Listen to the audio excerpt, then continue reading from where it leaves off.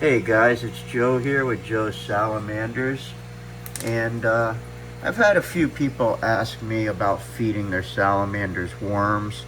Sometimes when you feed your salamanders worms, the worms will just burrow into the enclosure or into the substrate, and you don't really know if the salamanders find them or eat them, or it's hard to actually observe the animals eating them, and it does make it harder for them to catch them.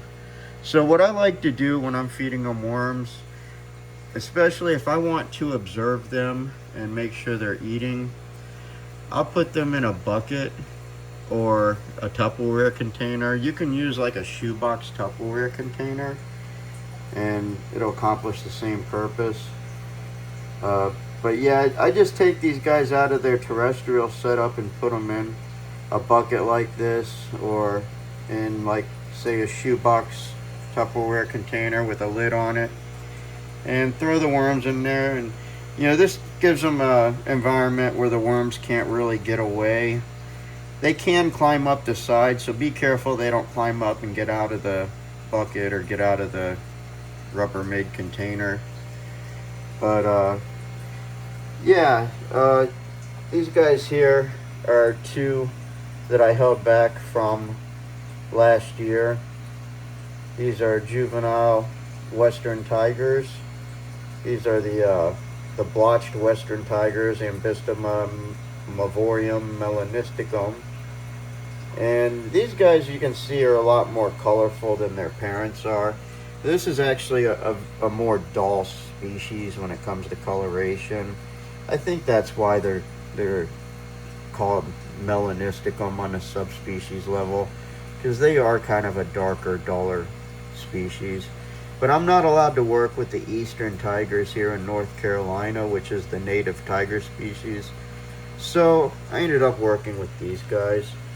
And as you can see, these juveniles here are a lot more colorful than their parents. Now they'll probably get darker as they age, but if I keep picking out the lighter ones and rebreeding them, eventually I'll have my own line of western blotched tigers that are more colorful than the wild type.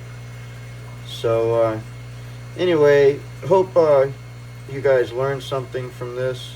Worms are honestly the best food to give your tiger salamanders, or most of your salamander species, honestly.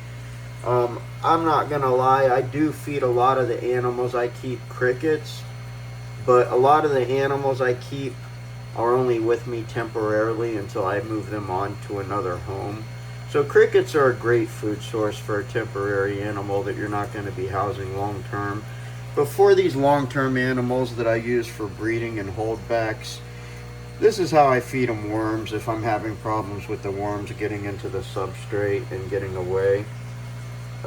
This is also really good if you have an animal that's getting outcompeted by its tank mates, and sometimes you might have a colony of salamanders or newts and you're feeding them regularly, but one just doesn't seem to be holding weight and keeps getting skinnier and skinnier. Often that's because it's getting outcompeted by its tank mates.